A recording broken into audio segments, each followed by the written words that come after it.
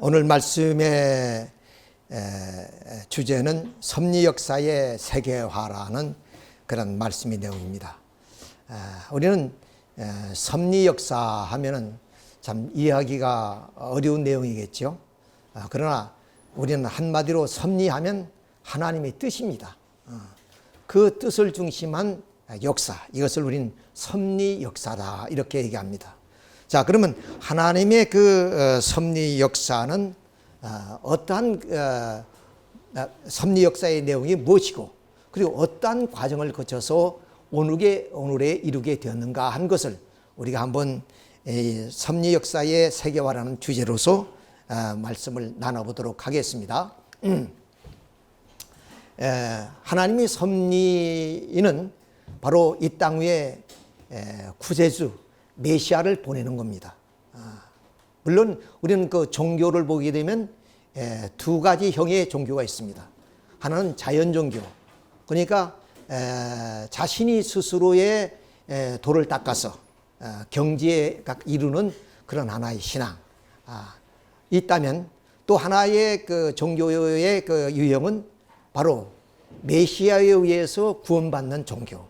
이걸 대표적인 것이 우리가 기독교고 불교입니다. 이런 입장에서 우리는 기독교적 측면에서 봤을 때 하나님의 섭리는 바로 이 땅 위에 메시아를 보내서 타락한 인간을 구원하는 하나님의 섭리가, 바로 하나님의 뜻이 바로 이러한 메시아를 보내는 것이다, 이런 얘기가 되겠습니다. 자, 그러면 그러한 메시아를 보내는 이유가 무엇이냐?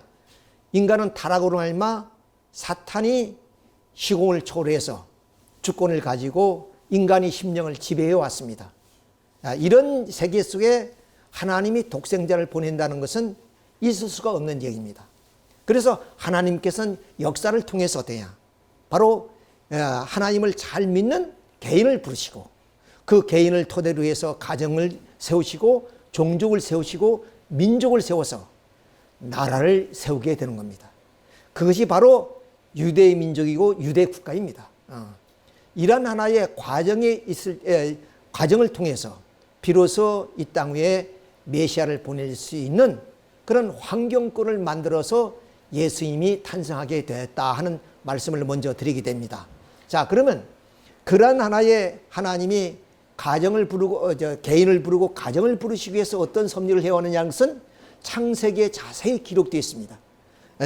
이 하나님이 이 아담 가정이 타락으로 말미암아 1600년 만에 노아라는 인물을 세우지만, 노아의 둘째 아들 함이 타락함으로 말미암아 이 1600년을 통해서 세우신 노아 가정이 무너져 버립니다. 그래서 또 하나님께서는 400년이라는 역사를 통해서 바로 아브라함을 세우는데, 이 아브라함이 하나님의 이제 믿음의 조상으로서의 뜻을 세움으로 알마, 그 아브라함의 혈통적 후손을 통해서 이제 종족이 세워지고 민족이 세워지게 되는 겁니다. 그것이 이스라엘 민족입니다. 이스라엘이라는 말은 승리한 민족이다 하는 그런 뜻입니다. 그런 입장에서 이스라엘 민족을 통해서 어떻게 하나님이 예수님을 보내시게 되느냐 하는 과정을 우리가 민족사를 통해서 살펴보도록 하겠습니다. 자, 이스라엘 민족의 조상은 우리의 단군 할아버지처럼 아브라함이십니다. 이 아브라함을 중심으로 해서 민족이 형성되는데, 바로 아브라함이 상징 헌재의 실패로 말미암아 그 후손이 이방의 애굽 땅에 가서 400년 고역살이를 합니다. 그래서 이 아브라함의 손자 야곱이 12자식과 70가족이 애굽으로 들어와서 400년 동안 4대 400년 동안 고역살이 하다가 민족적인 지도자 모세가 탄생해서, 모세가 이 민족을 이끌고 본래 하나님이 아브라함에게 주신 땅, 적과거리는 가나안 땅으로 인도하는 과정이 광야노정입니다. 그런데 이 과정 속에 이스라엘 민족의 불신을 저지름으로 말미암아 광야에서 그럼 21개월이면 올 수 있는 길을 40년을 광야 생활을 통해서 결국에 오매울망 기다리던 가나안 땅으로 들어오게 됩니다. 들어와서 바로 이 왕국을 이루지 못하고 이제 부족 국가인 사사들이 통치하는 사사시대가 400년 옵니다. 이것을 우리 일반 기독교 신학에서는 족장 시대라고도 얘기합니다. 자, 이런 사사시대 400년이 끝나서 사무엘 선지자가 평민 사울에게 기름을 부어서 왕으로 삼습니다. 이것이 바로 이스라엘 민족의 통일왕국 시대입니다. 이스라엘 민족 역사는 한마디로 그 고난의 역사를 가진 민족입니다. 우리처럼 그런 역사 속에서 가장 부국강변을 이루었던 시대가 바로 이 통일왕국 시대 120년입니다. 이 기간 외에는 모두가 말씀드린 것처럼 이렇게 이방 땅에 가서 고역살이 했고, 그리고 부족 국가로서의 외세의 침략이 닿았던 그런 때이고, 그리고 이 나라가 다시 솔로몬이 타락합니다. 하나님이 솔로몬에게 하는 말씀이 너희는 나의 윤리와 법도를 지키지 않으므로 이 나라를 너희의 신복에게 넘기겠다 그랬습니다. 그러나 너희 애비 다윗을 위해서 한 지파를 남기겠다는 그것이 바로 유다 지파입니다. 그래서 그 유다 지파를 중심해서 이 솔로몬이 이제 왕국은 짓죠. 그러나 타락함으로 말미암아 그래서 이 나라가 분열됩니다. 그래서 분열 왕국이 나오는데 남북조 시대라고 그러죠. 그래서 북조 이스라엘, 남조 유대로 이렇게 분립이 됩니다. 그래서 북조 이스라엘은 아시라이 멸망하고 남조 유대는 결국에 다시 불신으로 돌아가서 바빌로니아에게 포로됩니다. 이것이 유대 민족의 그런 그 포로 귀환 시대가 210년이 옵니다. 자, 이렇게 해서 예루살렘은 불타고 그 예루살렘에 있던 백성들은 바벨론에 끌려가서 그럼 70년 동안 포로 생활을 하게 되는 거죠. 자, 이때 마지막 선지자가 말라기 선지자가 나옵니다. 그 말라기 선지자가 나오기 전까지 이는 이 구약 성서가 구약 시대가 어떤 시대였느냐 한 걸 보면은 바로 이 성전을 중심해서 제사를 지내는 그런 하나의 민족이었습니다. 그리고 그 제사를 지내기 위해서는 제사장이 있었고요. 이것이 구약의 종교였습니다. 근데 여기에서 대변혁이 벌어지는 것이 뭐냐? 이 유대 민족이 바빌로니아 포로됐지만 그 바빌론은 그 당시에 선진 국가였습니다. 선진 문물을 경험하게 되는 거죠. 그리고 여기에 포로로 간 사람이 다 간 것이 아니라 쓸만한 사람만 갔어요. 예를 들어서 장인이라든가 귀족이라든가 왕족이라든가 이렇게 배운 사람들이 이런 사람들이 가서 그들이 그 선진 문물을 경험하는 거예요. 비록 포로로 갔지만은 이렇게 그 구약의 종교를 믿고 있던 이스라엘 민족이 이제 세계로 뛰어넘는 그런 하나의 과정입니다. 그래서 이 유대 민족이 포로 이후에 생긴 것이 바로 유대교예요. 그 이전은 유대교가 아닙니다. 자, 그래서 그러면 이 이후에 어떤 입장이 생기냐? 성전이 없으니까 좀 회당에서 예배를 드리게 되고 또 제사를 대신에 말씀을 드립니다. 그들이 제사하는 것은 양이나 소를 잡아서 제사를 드리는 거예요. 포로로 갔으니까 그런 것을 못하니까 이제는 율법인 말씀을 중심으로 하는 하나의 회당에서의 예배를 드리는 거죠. 그 다음 제사장 대신 서기관, 그리고 이 구약의 종교를 중심했던 유대 민족이 이제는 유대교라는 유다이즘이 여기서 탄생하는 거예요. 그 유다이즘을 통해서 바로 메시아가 이 땅 위에 탄생하는, 그러니까 이전에는 바로 메시아의 사상이 없었습니다. 그러나 이후로 이사야 선지자라든가 에레미야라든가 또 포로된 다니엘이라든가 에스겔이라든가 이런 선지자를 통해서 바로 이 메시아의 사상이 부각되기 시작합니다. 그러면 이 메시아는 어떤 분이냐? 유대인들은 어디냐면 자기들이 고난과 역경에서 해방시켜줄 그러한 구세주, 그러한 메시아를 생각했습니다. 그러니까 유대민족은 하나님이 택한 선민이기 때문에 선민들의 평화와 그리고 행복을 가져다 줄 수 있는 그러한 분, 그것이 바로 그들이 기다렸던 메시아의 사상이었습니다. 그런데 그 메시아는 진작 우리가 신약시대에 들어와서는 하나님이 세상을 이처럼 사랑하사 독생자를 주셨다 그랬습니다. 세상을 위한 메시아지 유대 민족만을 위한 메시아가 아니었다는 거예요. 그러나 유대교의 그런 그 사상은 뭐냐? 바로 자기 민족의 평화와 번영을 위한 메시아 이렇게 생각했던 겁니다. 그러니까 하나님은 이러한 민족을 통해서 메시아를 보낼 수가 없는 겁니다. 그러면 이 유다이즘을 가진 유대 민족은 어떻게 하냐? 세계로 뻗어나가야 돼요. 세계로. 비록 그들은 불신으로 말미암아 바로 바벨론의 포로가 됐지만 포로된 그 사람들은 모두가 다 어느 왕족이고 귀족이고 장인들이었단 말이에요. 그러니까 그 사회를 지도해 나갈 수 있는 인물들이 있어요. 이런 인물들이 어떠냐? 바로 세계 선진 문물을 경험하는 그런 입장이 되었습니다. 비록 포로였지만. 자, 그 이후에 이 세계사는 어떠냐? 광풍이 몰아치는 것처럼 그야말로 대제국이 물론 부흥했다가 또 멸망하고 또 새로운 제국이 탄생하는 그런 역사가 이 예수님이 탄생할 때까지 계속적으로 반복되어 일어납니다. 그건 뭐냐?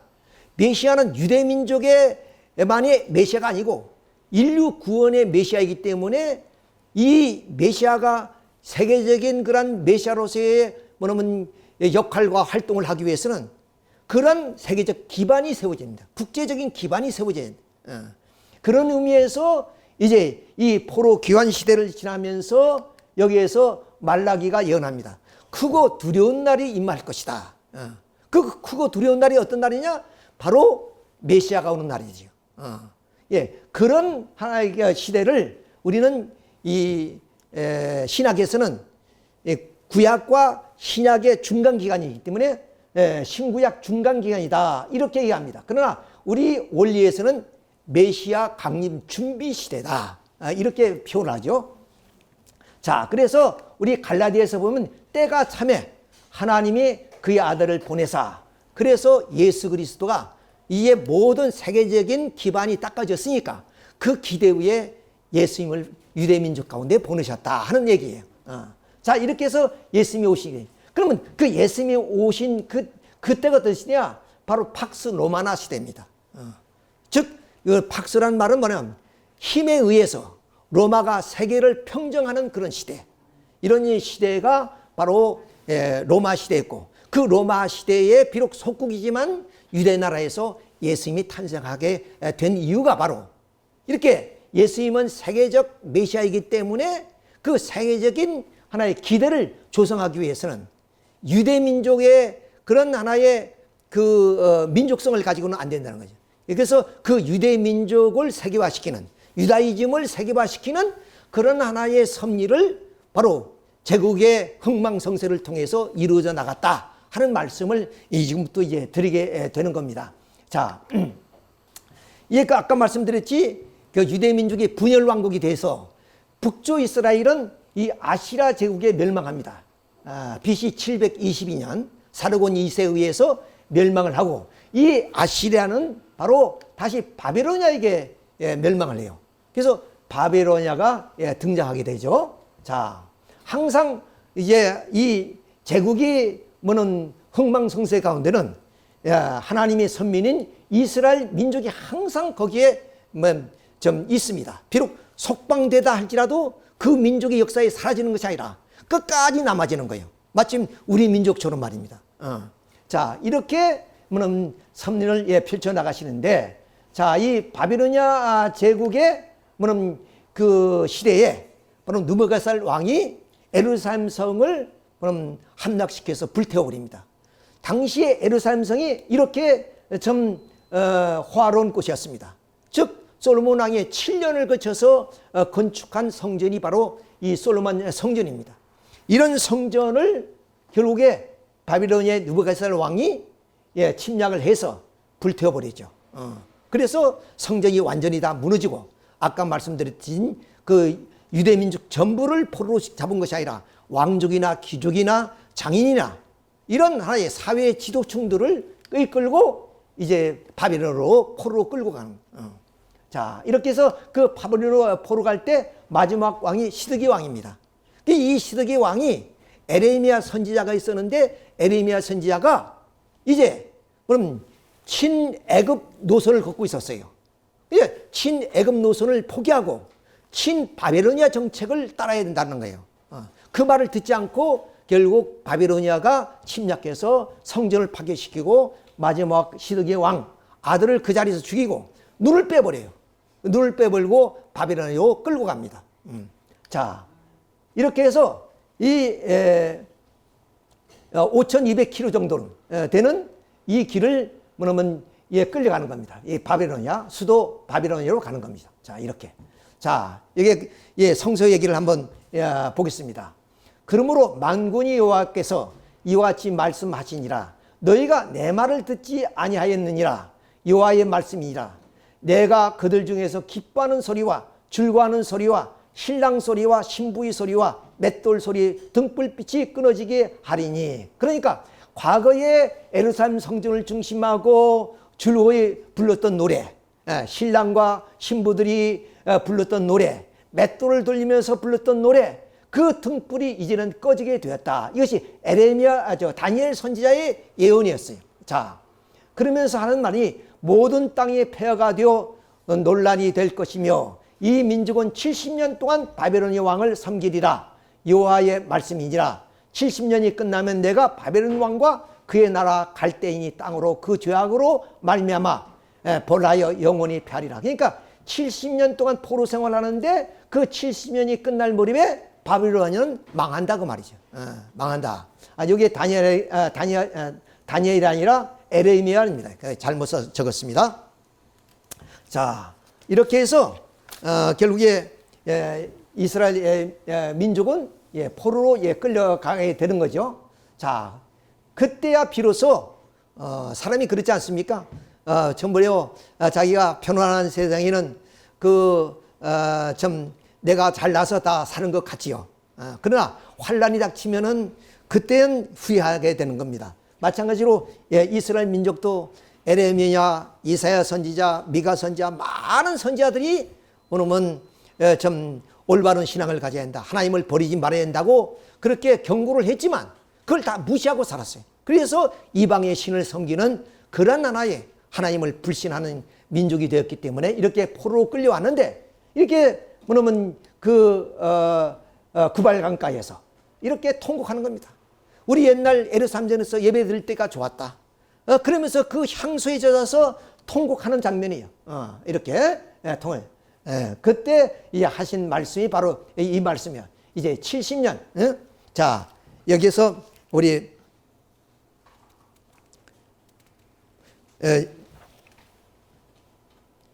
말씀이 바로 이것이 에레미야 말씀의 그런 내용입니다. 자, 이렇게 해서 만군의 여호와 이스라엘 하나님께 예루살렘에서 바벨론으로 사로잡혀 가게 한 모든 포로에게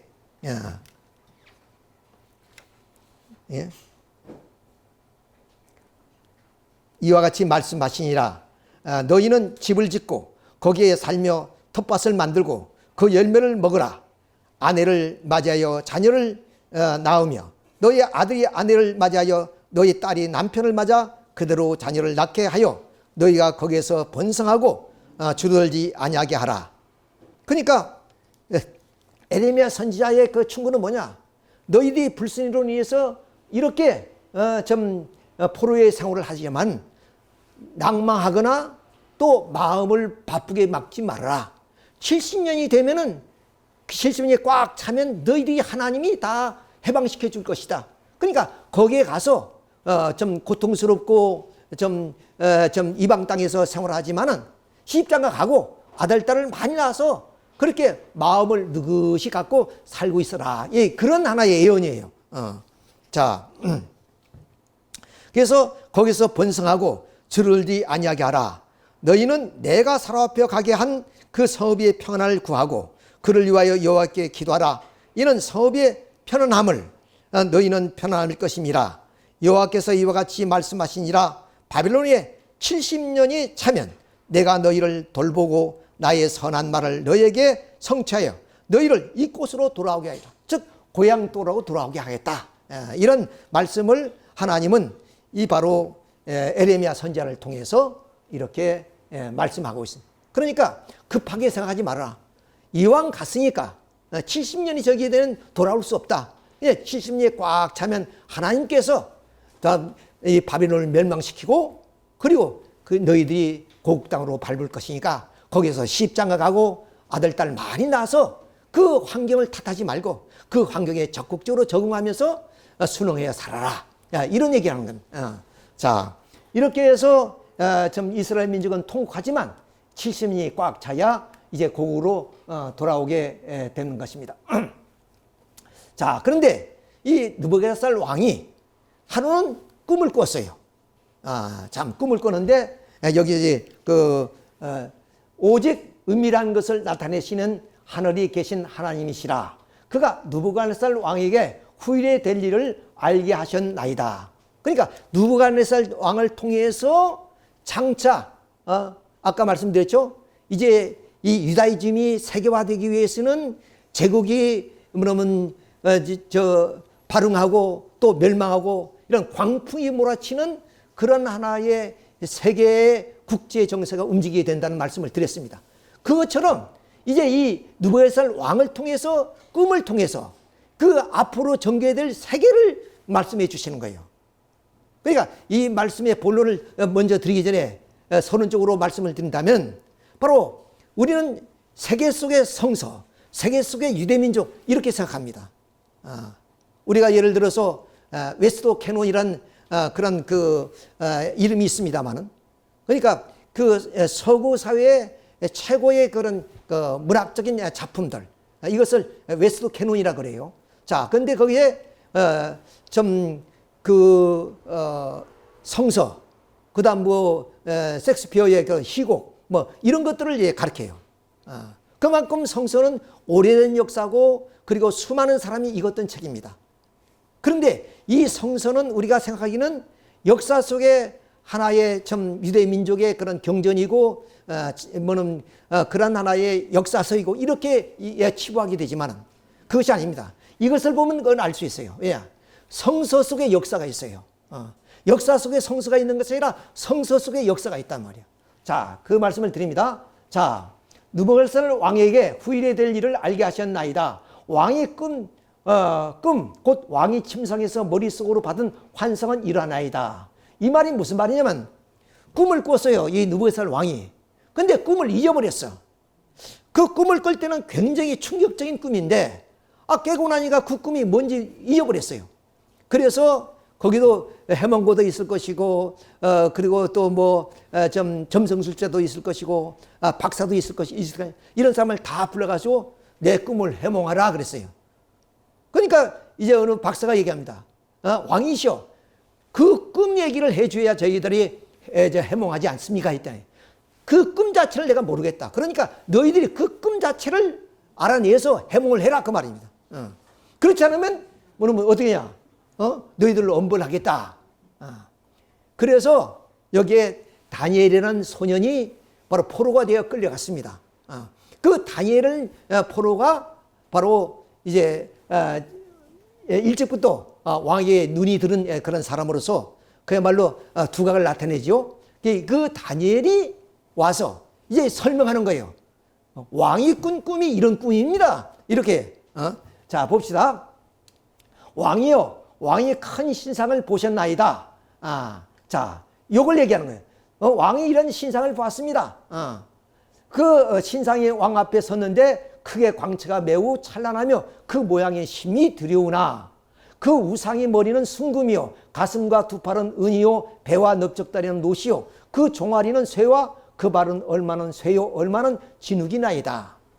또 왕이 보신즉 손대지 아니한 돌이 나와서 신상의 쇠와 진흙에 발을 쳐서 부러뜨림에 그때의 쇠와 진흙과 녹과 그리고 은과 금이 다 부서져 여름 타장 마당이었고 당이 벼같이 되어서 바람에 불러간 곳이 없었고 우상을 친 돌은 태산을 이루어 온 세계에 가득하니라. 그러니까 이런 우상이 있는데 자 이런 우상을 봤는데 여기는 머리는 금이고 가슴은 은이고 그리고 허리는 동이고 이건 철이고 이런 얘기를 지금 하는 겁니다. 그런데 여기에서 산돌이 굴러와서 이걸 다 치게 된다 그 말입니다. 그런 내용입니다. 자 그러면 여기에 금은 무엇을 말하느냐? 다니엘서 2장 37절의 내용입니다. 왕이요 왕은 여러 왕들 중에 왕 중에 왕이시나 하나님이 나라와 권세와 능력과 영광을 왕에게 주셨습니다.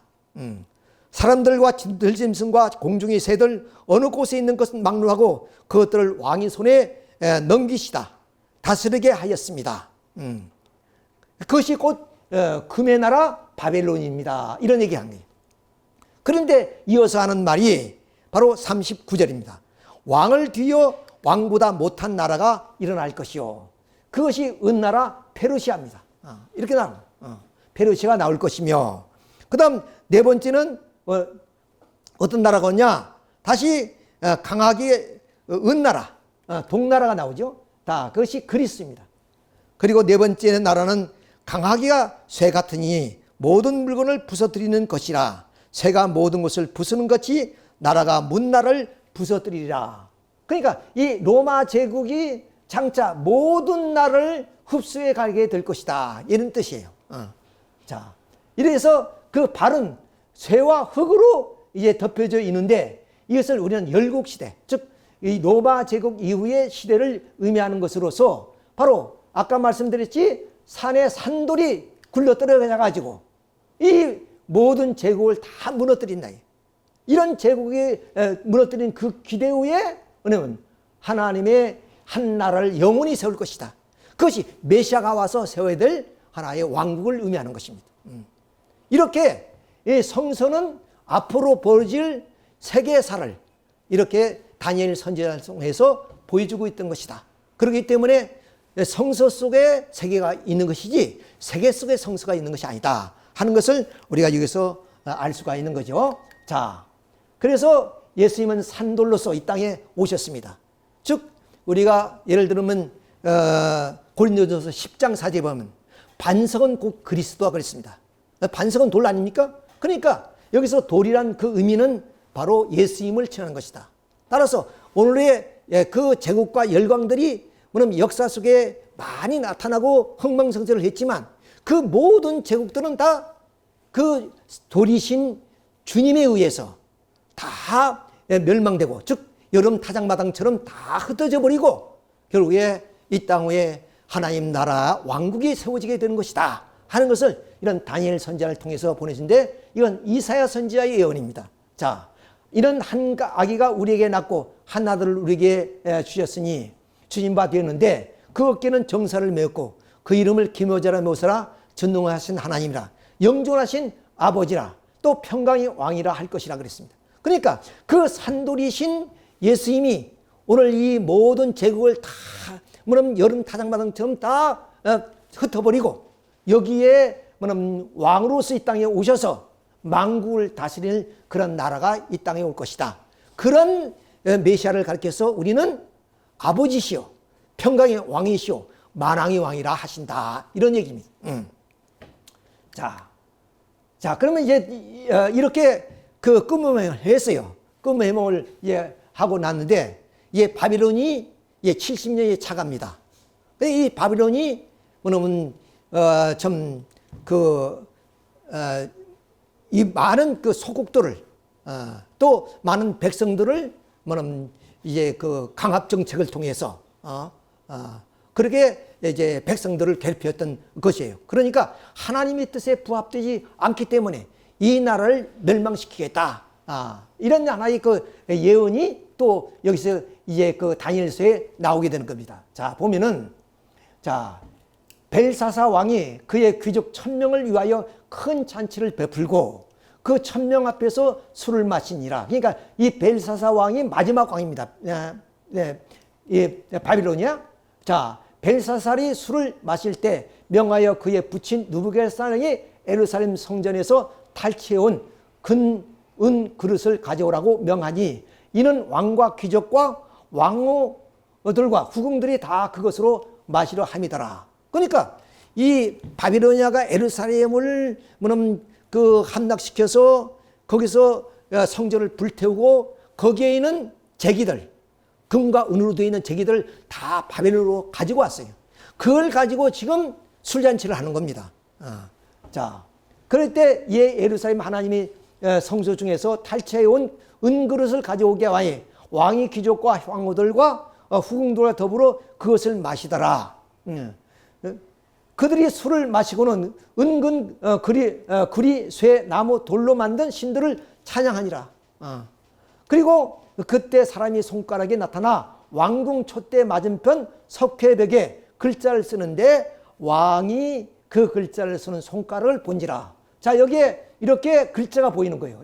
이 글자입니다. 이 글자가 뭐냐면 왕을 뒤돌아보니까 아니 이 벽에다 이런 손이 어떤 손이 나와서 이 글을 쓴단 말이야. 자, 이것을 또 그러면 다니엘 선지자가 이거 풉니다. 이것이 무슨 말이냐? 자,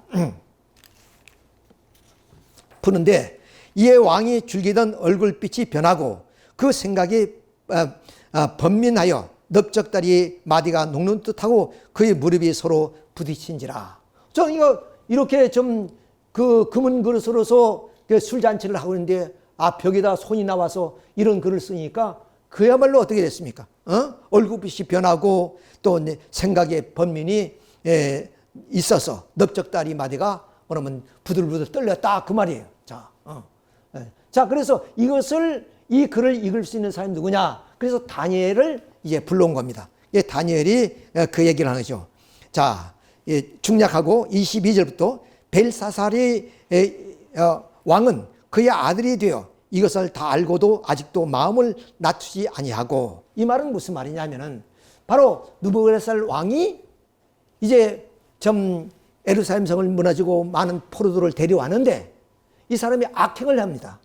그러니까 7년 동안 소처럼 들어가서 소들 먹는 풀을 뜯어먹고 살았어요. 그러니까 너희들이 악행함으로 인해서 너희 선대의 왕이 그렇게 뭐냐면 소가 되어서 풀을 뜯어먹었는데 너희들이 그것도 뭐냐면 생각지 않고 지금도 악행을 저지르냐 그 얘기입니다. 자, 아직도 마음을 낮추지 않냐고 도리어 자신을 하늘의 주제보다 높이며 그의 성전 그릇을 왕 앞으로 가져다가 왕과 귀족들과 왕호들과 후궁들이 다 그것으로 술을 마시고 왕이 또 보지도 듣지도 알지도 못하는 그런 금은 구리, 새, 나무, 돌로 만든 신상들을 찬양하고 도리어 왕의 호흡을 주장하시고 왕의 모든 길을 작정하시니 하나님께서 영광을 돌리시지 아니한지라. 이러므로 그의 앞에서 이 손가락에 나와 이 글을 기록했다. 말씀드린 것처럼 이 느부갓네살 왕이 악행함으로 말미암아 소처럼 들어가서 소가 먹는 그런 풀을 뜯어먹은 것처럼 7년 동안 그렇게 해요. 그렇죠. 너희들도 그 악행을 멈추지 아니기 때문에 이 나라를 거두겠다. 그 말씀. 그 말이 뭐냐? 메네 대겔 우바루신. 이런 글이에요. 이 글이. 자, 이 말이 무슨 얘기냐면 셈마고 셈마에 달아보니 아무리 너희들에게 용서를 해주고 복을 줄려 해도 내가 저울에 달아보니 너희들이 그거에 미달이다 이거예요. 미달이야. 그래서 이 나라를 뭐냐면 이제 다른 제국에 넘기겠다 이 말씀이 되는 겁니다. 이렇게 해서 바빌로니아가 망하게 되는 거죠. 자, 그러면 이 바빌로니아를 좀 멸망시킨 나라가 페르시아입니다. 그 유명한 페르시아. 근데 이것이 지금 바빌로니아예요. 이런 부분이 바로 바빌로니아 제국입니다. 근데 그 옆에 있는 것이 메디아 제국입니다. 메디아라는 큰 나라가 있었어요. 그 메디아의 속국인 뭐는 페르시아예요. 페르시아는 요만한 조그만 나라의 속방. 이 나라가 메디아를 다 점령하고 리디아를 점령하고 마지막 이 바빌로니아까지 점령하는 그런 대제국이 됩니다. 물론 알렉산더에 의해서 이 페르시아도 멸망하지만, 자, 이때 그 메디아 왕 아스테카게스가 그의 딸 만데나가 있습니다. 만데나. 딸만 있어요. 아들이 없고. 이게 만데나에게 왕권을 이제 물려줘야 되는데 하루는 그 아사케스가 꿈을 꿨습니다. 꿈을 꿨는데 딸이 오줌을 누는데 이 메디아를 전체를 다 뭐냐면 오줌으로 다 물들이게 됐어요. 하도 뭐냐면 좀 꿈이 좋지 않아서 아까 말한 술사라든가 박사들을 불러서 꿈을 해몽하라고 했습니다. 꿈을 해몽한 것이 뭐냐? 바로 장차 이 만다네가 난 아들이 이 메디아를 다 그러면 점령하게 될 것이다. 그런 꿈이에요. 그러니까 그런 일이 있겠어? 이렇게 혼자 생각했지만 그 마음이 찜찜하단 말이에요. 그래서 자기 그 만단의 이 공주를 누구에게 그러냐? 페르시아의 뭐냐면 그 왕자에게 바로 시집을 보냅니다. 그러니까 이 페르시아는 속국이요 조그마한 나라인데 자기의 재상들도 있고 그야말로 좀 큰 가문을 가진 그런 좀 가문들도 있는데 거기에 시집 보내지 않고 그런 꿈을 꾼 후에 결국에 그 캄비세스라 그러죠. 이 페르시아 캄비세스에게 시집을 보냅니다. 그래서 이제 아들을 낳는데 여기에 다시 꿈을 꿨어요. 시집 보내고 얼마 후에 뭐냐면 아스티케아의 왕이 꿈을 꿨습니다. 꿈을 꾼데 어떤 꿈을 하냐? 아니 딸이 그런 자궁에서 포도송이가 나오던데 그것이 하늘을 다 덮었어요. 예, 그래서 아스티케아 왕은 바로 그 하루 파쿠스라는 그런 신복이 있습니다. 하루 파쿠스는 그 신복에게 가서 그럼 그 만다네가 아기를 낳을 때 딸이 나면은 살려주고 아들이 나면 죽이라 그랬습니다. 그런데 그 하루 파쿠스가 가서 이제 아기를 받았는데 아기가 아들이에요. 근데 너무나 잘생겼어. 근데 자기 양심상 그를 죽일 수가 없었어요. 그때 마침 어디야? 산에 소를 먹이는 가정에서 아기를 낳는데 그 아들이 사산에서 났어.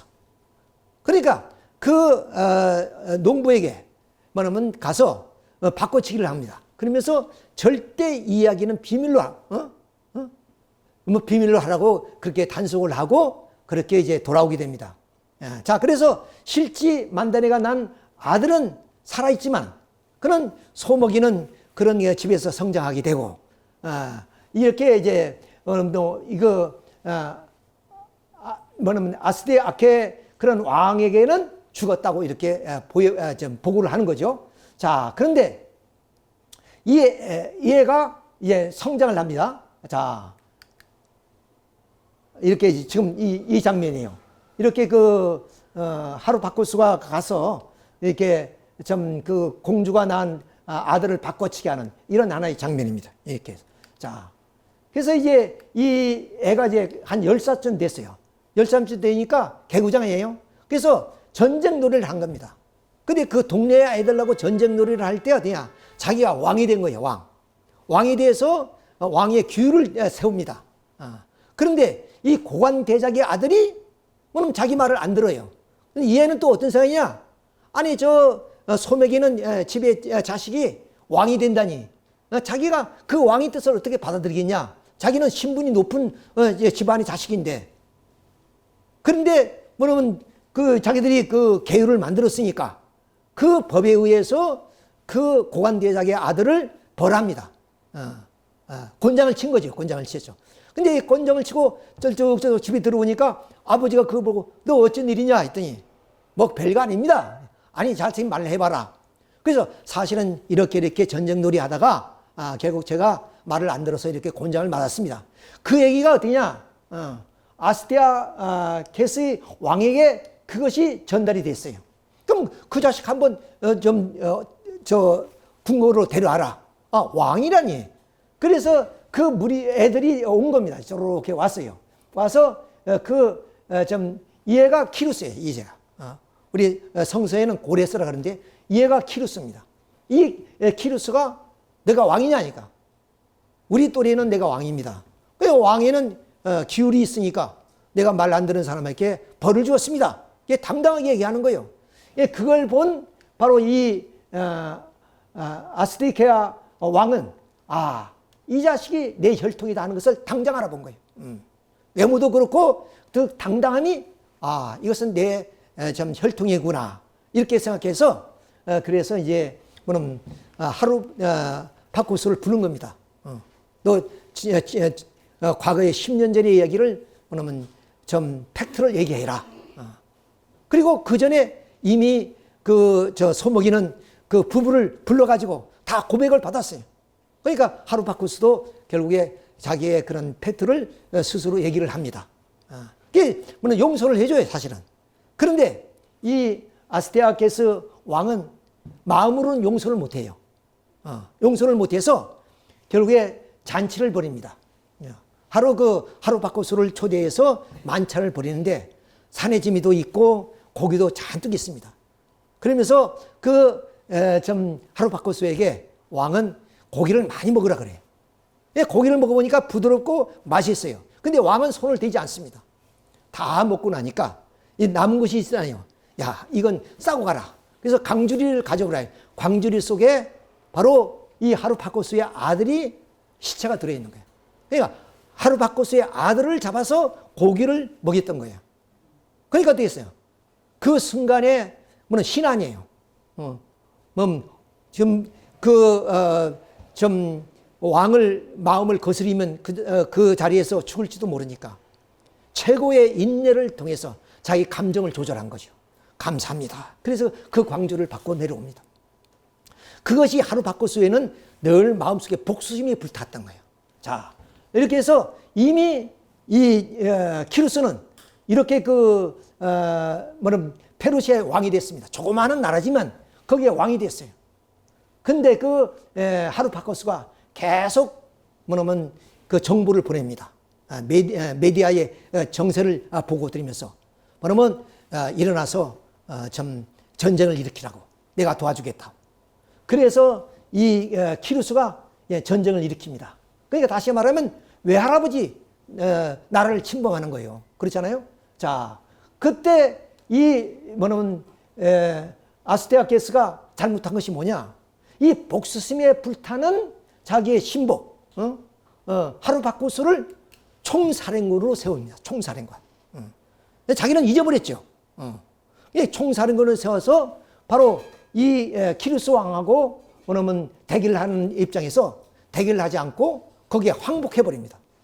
그러니까 결국 이 메디아라는 나라가 그냥 무혈점령이 되어버린 거죠. 무혈점령. 자, 이렇게 해서 키루스 대제가 바로 이 하루바코스의 그런 하나의 협조를 받아가지고 이 메디아를 완전히 정복해 가게 되는 것이다. 그래서 우리는 키루스를 샤샨이라 그럽니다. 이건 뭐냐면 왕 중의 왕이다 하는 그런 뜻이에요. 자, 그런데 여기에 이 아나토리아 지역에 리디아라는 나라가 있습니다. 리디아 나라. 메디아하고 리디아는 사이좋게 국경선을 주가지고 살았는데, 그러면 이 페르시아가 가만히 둘 수가 없어요. 그래서 이 리디아까지 점령을 합니다. 완전히 점령. 그럼 남은 것이 뭐냐? 바빌론이에요. 바빌론이야.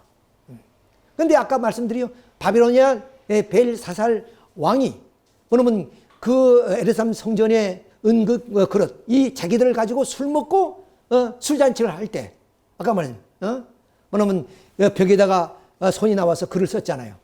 그래서 아무리 저울을 달아봐도 그럼 공이 부족하다.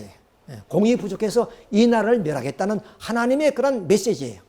자, 그거에 의해서 이제 바빌로니아가 이제 수명을 다하게 된 거죠. 자, 여기서 어디야? 이 키루스는 이제는 대제국을 만들 수 있는 결단을 갖게 됩니다. 왜? 바빌로니아만 손에 넣으면은 이제 이 페르시아가 대제국이 되는 거죠. 자, 실질적으로 그렇게 됩니다. 자, 이것이 바로 바빌로니아의 성입니다.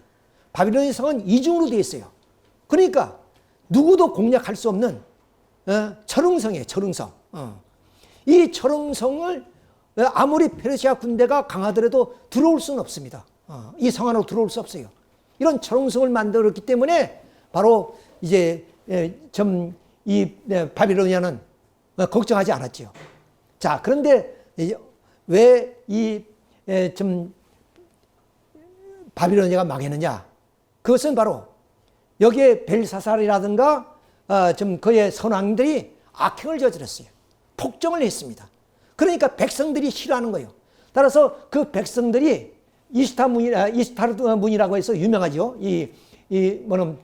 바빌로니아의 성문 이스타르 문을 열어준 거예요. 이것을 적군이 와도 열 수 없는 문입니다. 그러니까 무혈점령한 겁니다. 이거지. 메디아도 그렇고 바빌로니아도 피 한 방울 안 흘리고 바로 이 바빌론을 접수한 겁니다. 페르시아가. 자, 이렇게 해서 페르시아는 이제 대제국으로 발돋움합니다. 이 이 페르시아가 얼마나 넓은 땅이냐면 여기가 아프가니스탄입니다. 그리고 여 인도에는 인더스강까지 이렇게 이어져 있어요. 그 다음에 여기 보면 이 아프리카는 리비아, 리비아까지. 그리고 우리는 이제 지금 투르키라 그러죠. 터키. 그 다음 여기에 그 우까지 이렇게 점령을 한 그런 상황이에요. 대제국입니다. 이런 제국이 이제 물론 이제 키루스만 가지고 된 것이 아니고 그게 뭐냐면 후대 왕들에 의해서 이제 이루어지긴 했지만은 자 이렇게 해서 대제국을 이제 만들게 되는 겁니다. 자 그러면 이 키루스 원년에 이렇게 페르시아를 멸망시키고 페르시아에서 포로로 끌려온 그런 민족들을 해방시키는 그런 키루스의 칙령을 내리게 됐네. 칙령. 자, 이 칙령이 뭐냐면 역대하 36장 22절에 있는 말씀인데 바사는 페르시아를 말합니다. 고레스 왕 원년에 여호와께서 에레미야의 입으로 하신 말씀을 이루시고 여호와께서 페르시아의 고레스 왕이 마음을 감동시키매 그가 온 나라에 공포도 하고 조서도 내려 이르되 바사왕 고레스가 이같이 말하노니 하늘이신 여호와께서 세상 만국을 내게 주셨고 나에게 명령하여 유다 예루살렘 성전을 건축하라 하셨나니 너희 중에 그의 백성된 자는 다 올라가서 너희 하나님 여호와께 함께 하시기를 원하노라. 그러니까 이제 너희들이 다 석방되어 너희 조국으로 가라. 그리고 너희들이 신을 모시는 신전을 건축하고 그 신전을 건축하는데 돈도 되어집니다. 그래서 오늘 우리 많은 그 역사학자들은 이 키루스 왕이 이것이 인권 선언이다 이런 얘기합니다. 그래서 미국에서 역사학자들이 모였어요. 모여서 인류 역사의 가장 의로운 임금 그런 임금이 지도자가 누구냐? 뭐 링컨도 되고 뭐 여러 우리나라는 세종대왕도 그러겠죠. 그런데 키루스 왕이라고 이렇게 뭐 역사가들이 선정을 했습니다. 그만큼 이 키루스는 이 바빌로니아는 폭력이 없는 거예요. 근데 페르시아는 폭력이 있어요. 그래서 키루스 칙령에 의하면은 뭐 종교, 언어, 인종 모두가 평등하다. 그리고 너희들은 너희들이 신을 섬기고 너희의 성전을 지어라. 이렇게 해서 해방 석방시켜준 겁니다. 자, 이런 하나의 놀라운 그런 그 역사 속의 인물이 등장합니다. 이것이 바로 키루스 왕의 그런 원통입니다. 여기에 기록되어 있어요. 근데 이것이 언제 발견했냐? 1879년에. 그리고 얼마나? 몇천 년, 한 2500년? 그런 후에 발견된 책이, 물론 흙을 구워서 만들었기 때문에 오래갔지요. 흙 속에 묻혀 있는 것을 파낸 겁니다. 자, 이렇게 해서 키루스의 칙령을 우리가 알게 되는 거죠. 자, 그래서 이스라엘 민족이 이제는 이 바빌론 포로가 되었다가 다시 돌아가는 이런 것이 3차에 걸쳐서 이루어지게 된다 하는 말씀을 드리게 됩니다. 자, 그런데 페르시아가 이렇게 강성해지는데 바로 이 이오니아 지방이, 그러니까 이것이 전부 다 그리스 도시국가입니다. 이오니아 지방을 중심해서 이 발칸 반도가 전부 다. 자, 근데 이 이오니아 지방의 도시국가들이 페르시아의 말을 잘 안 들어서 말하면 여기에 페르시아에 뭐냐면 항거하는 입장이 생기게 됐습니다. 그러니까 그리스의 아테네가 여기에 지원 사격을 해요. 이것을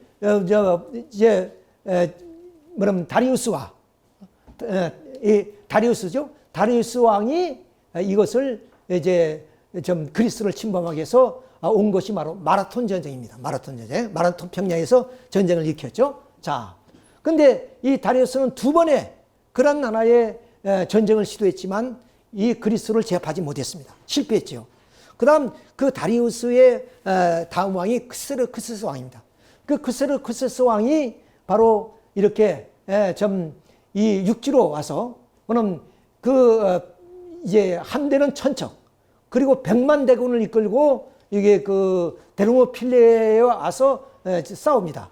그것을 무너뜨리고 왔는데 여기서 살라미스 전쟁에서 바로 크세르크스스 왕이 이제 패배하죠.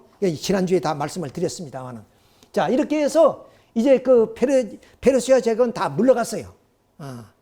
물러갔는데 이제는 이 그리스 도시국가 평온이 왔습니다. 근데 이게 평온이 왔는데 여기에서 뭐냐면 여기 펠로폰네소스 전쟁이 30년 동안 이어집니다. 그걸 왜 이어지느냐? 여기에서 이제 아덴을 중심한 델루스 동맹이 있고 또 이 까만 부분이 그 펠로폰네소스 동맹입니다. 이렇게 두 개의 동맹 체제가 있어요. 자, 그런데 이 아데네가 이 텔루스에 있는 궁궐을 가져다가 그야말로 신전도 짓고 흥청망청해요. 그러니까 그 불편한 것이 말하면 스파르타스입니다. 자, 그래서 스파르타스와 그리고 이제 그 아데네, 다시 말하면 텔루스 동맹과 펠로폰네소스 동맹이 싸움이 30년이었어요. 거기에서 이 스파르타가 승리합니다.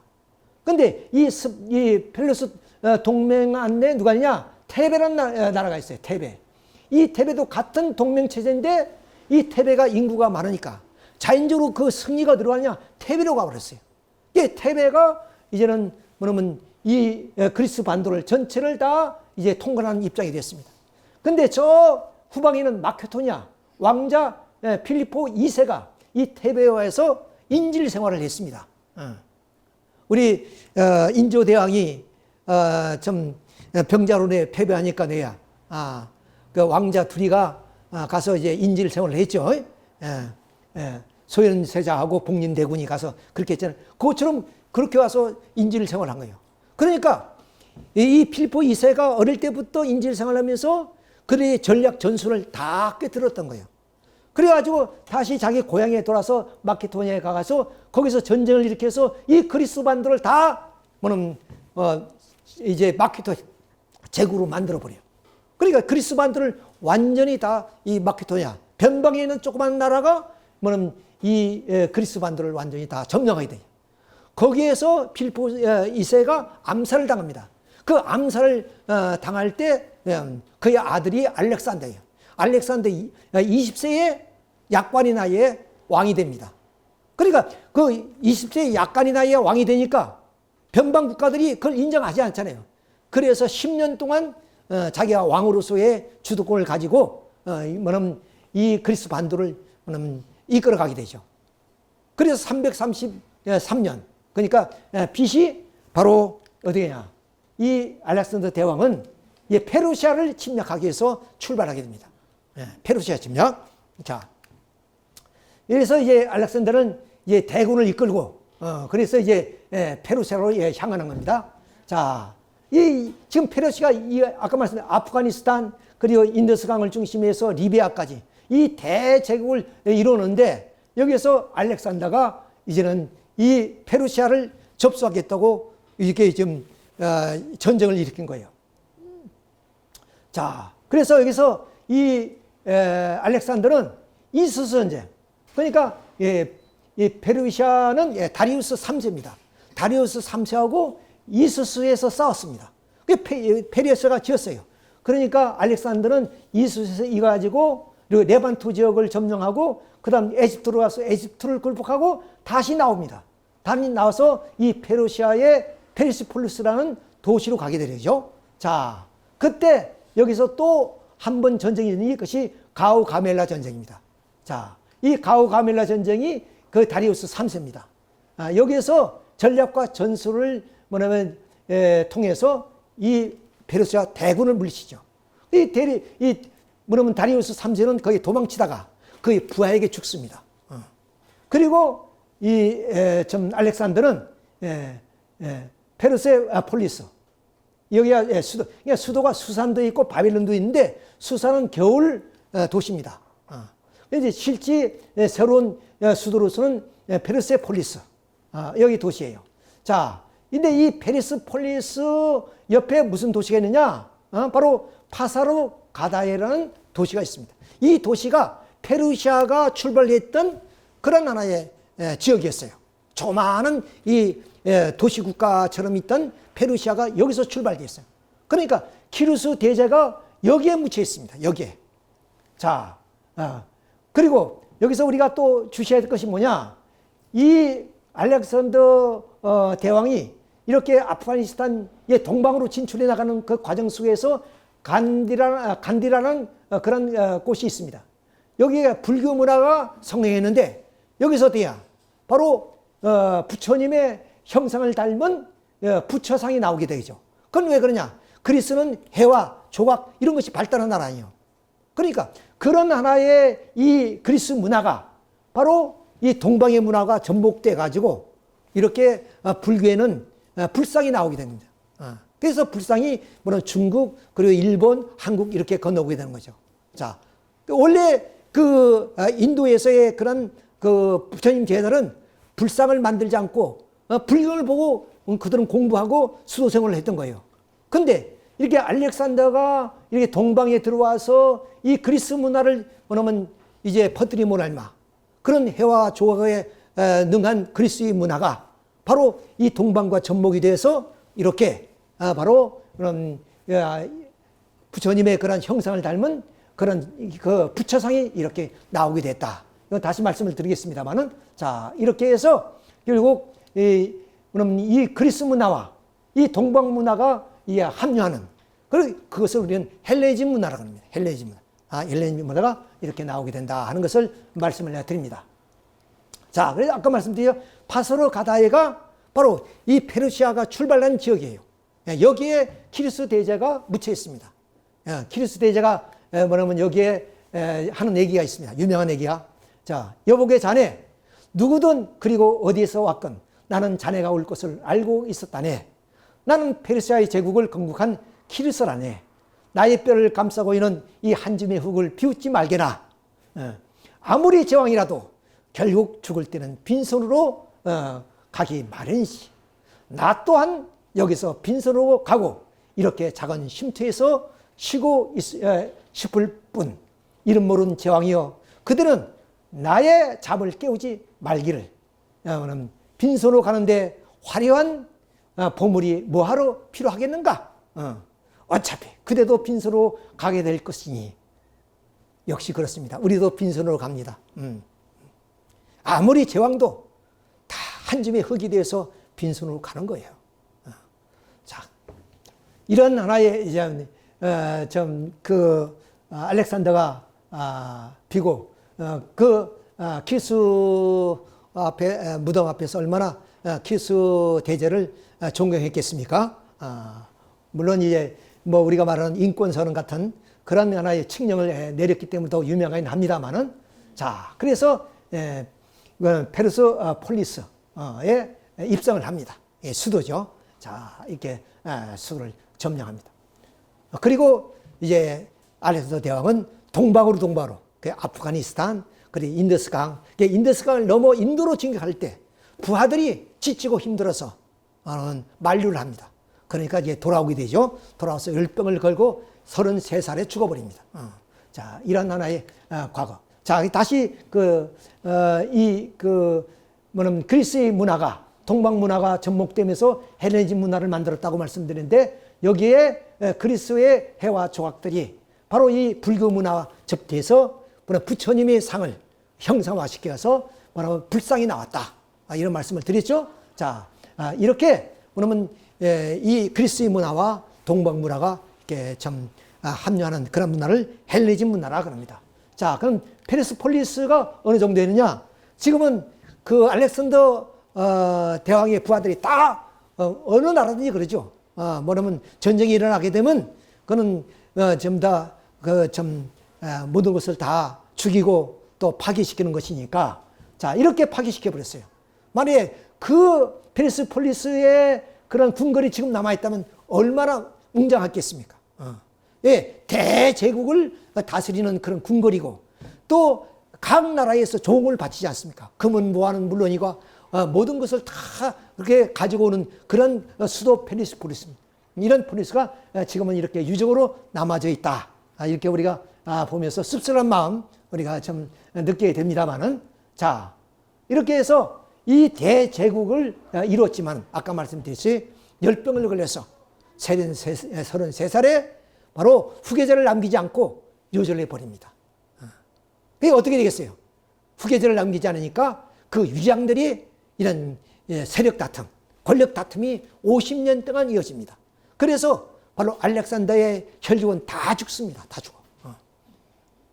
자, 이래서 이제 뭐냐면 아까 말한 아시리아, 그리고 바벨로니아, 페르시아, 그다음 헬레니즘 제국이 나오게 되는 거죠. 자, 요거 말씀드리네. 자, 아니 여기 그 페르시아가 얼마나 큰 나라냐? 550만 평방키로의 그런 땅입니다. 우리가 상상할 수 없는 그런 땅이죠. 자, 근데 여기에 겨울 수도인 수산에서 어디야? 여기에 사르디까지 고속도로를 놨어요. 고속도로.